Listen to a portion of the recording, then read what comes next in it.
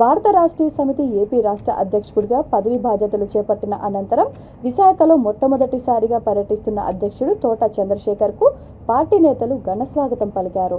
3 రోజుల పాటు పర్యటించనున్న నేపథ్యంలో పార్టీ శ్రేణులు ఏర్పాటు చేసిన భారీ ర్యాలీలో పాల్గొన్నారు. ఈ సందర్భంగా ఆయన మాట్లాడుతూ స్టీల్ ప్లాంట్ ప్రైవేటీకరణ కాకుండా కాపాడతామని, స్టీల్ ప్లాంట్ ఎంప్లాయీస్ దీక్షకు మద్దతు తెలియజేస్తూ వారి భవిష్యత్తు కార్యాచరణపై చర్చిస్తామన్నారు.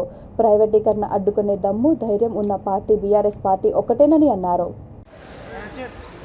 ఇక్కడ స్టీల్ ప్లాంట్ కార్మికులు, ఉద్యోగులతో చర్చలు జరపటం, వారితో కలిసి సంఘీభాగం తెలియజేయటం, దాని నిమిత్తంగా ఈరోజు ఇక్కడ రావడం జరిగింది.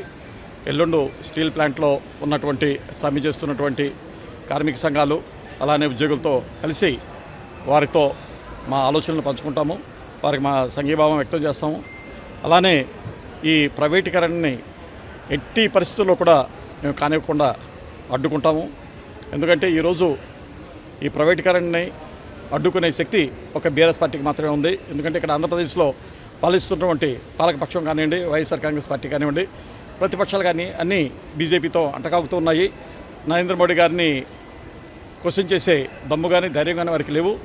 ఈరోజు చిత్తశుద్ధితో ఈరోజు స్టీల్ ప్లాంట్ని ప్రైవేటీకరణ చేయొద్దు, ఎట్టి పరిస్థితుల్లో స్టీల్ ప్లాంటు అదే పబ్లిక్ సెక్టర్ అండర్టేకింగ్గానే ఉండాలని డిమాండ్ చేస్తున్న పార్టీలు ఏమైనా ఉన్నాయంటే అది ముఖ్యంగా అది బీఆర్ఎస్ పార్టీ, కేసీఆర్ గారే. నేను ఈరోజు మళ్ళీ డీటెయిల్డ్గా మీటింగ్లో మాట్లాడతాను.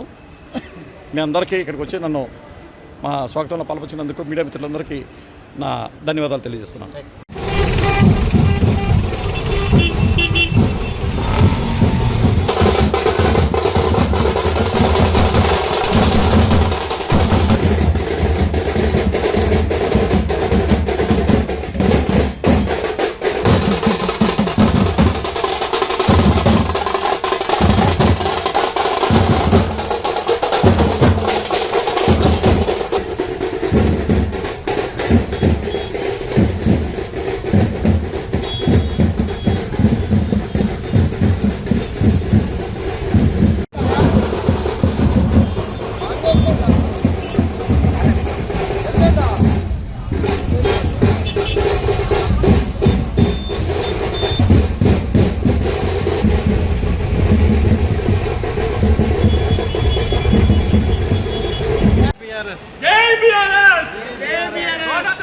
నాయకత్వం